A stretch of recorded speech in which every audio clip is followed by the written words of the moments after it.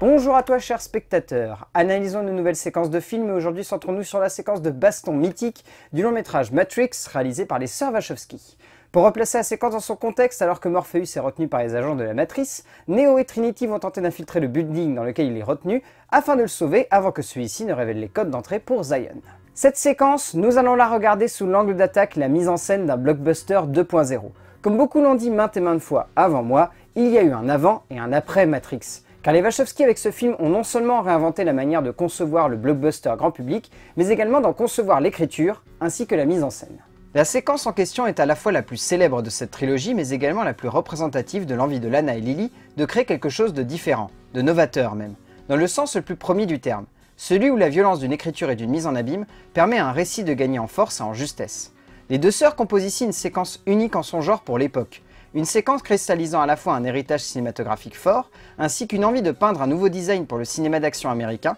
un besoin de faire comprendre que ce n'est pas seulement un besoin d'apporter de la nouveauté, mais également une nécessité artistique et dramatique. Cette séquence, c'est une nouvelle dimension offerte par deux metteurs en scène, à la puissance d'une imagerie et d'une cinématographie hors norme, conçue pour offrir aux spectateurs un moment de 7e art rare. Un moment de 7e art où tout bascule, où le sens du mot cinéma prend une nouvelle dimension. Découvrir cela pour la première fois dans un monde où même aujourd'hui les films s'assemblent et se ressemblent, on ne peut pas rester innocent face à ce qui nous est offert ici. Une forme de reconception de ce qu'un héros est et se doit de devenir face à une caméra. Comme si au-delà de simplement reconcevoir une manière de mettre en scène, Lily et Lana cherchaient également à reconstruire la puissance que doit avoir un protagoniste face à une caméra. En prenant cet aspect-là du cinéma d'action grand public, les cinéastes font de cette séquence un modèle de conception dramatique et narrative. Une reconception superbe de ce qu'un stéréotype peut apporter de nouveau au cinéma. Là où l'élu de cette séquence n'aurait pu être qu'une énième réinterprétation du héros aux 1000 visages, Lana et Lily en font un héros de la société moderne, non pas uniquement par le sujet, mais également par la dimension cinématographique de cette séquence.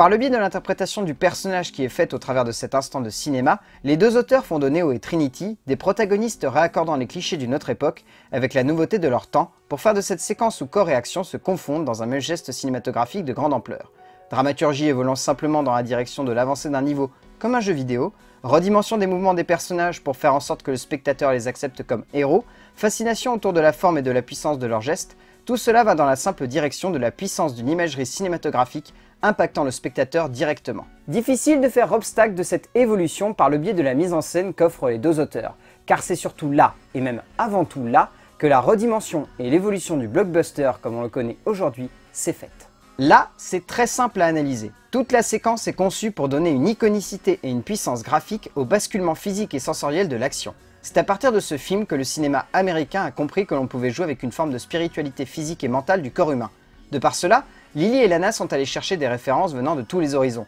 mais avant tout celles d'un cinéma hongkongais cherchant depuis plusieurs années à amener cela sur le devant de la scène, notamment un certain Tsui Hark qui a apporté beaucoup au cinéma d'action et dont l'héritage se ressent largement ici, sans compter les nombreux hommages faits à d'autres cinéastes. On pourrait s'attarder sur l'hommage rendu à Tsui Hark au travers de cette séquence, mais ce ne serait pas assez bien mis en avant quand c'est le cas dans Reloaded. Non, ici, c'est un autre metteur en scène qui est au centre de la séquence en question. John Woo est le centre de cet instant de cinéma, pour la simple et bonne raison qu'à chaque seconde de cette séquence, un vibrant hommage est rendu au film à toute épreuve, dans le sens le plus premier du terme, où littéralement, des images faisant écho à la séquence de l'hôpital viennent se fondre au fil des actions des personnages. Ralenti appuyé à l'extrême, découpant les actions des personnages et faisant ressortir l'épique de leurs gestes, flingues et fusils magnifiés par le biais de plans iconisant les héros et leurs actions dans un seul et même geste de cinéma, longueur des plans étendue pour permettre à ces mêmes actions d'être rendues encore plus épiques et justes pour l'esprit du spectateur, tout cela est là pour faire remonter les références les plus évidentes pour le spectateur et le cinéphile. Ainsi, les Wachowski parviennent à faire remonter jusqu'au centre du cinéma d'action américain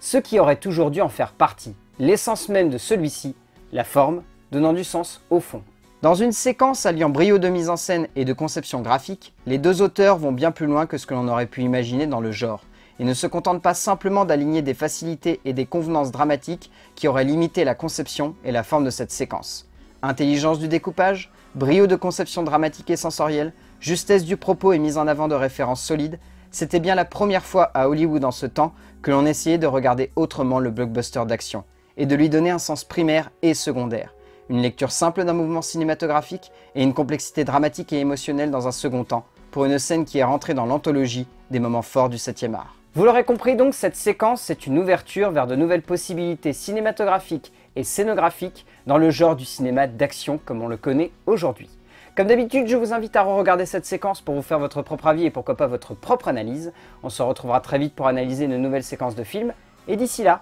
regardez un petit peu plus loin que ce qu'on essaye simplement de vous montrer au cinéma.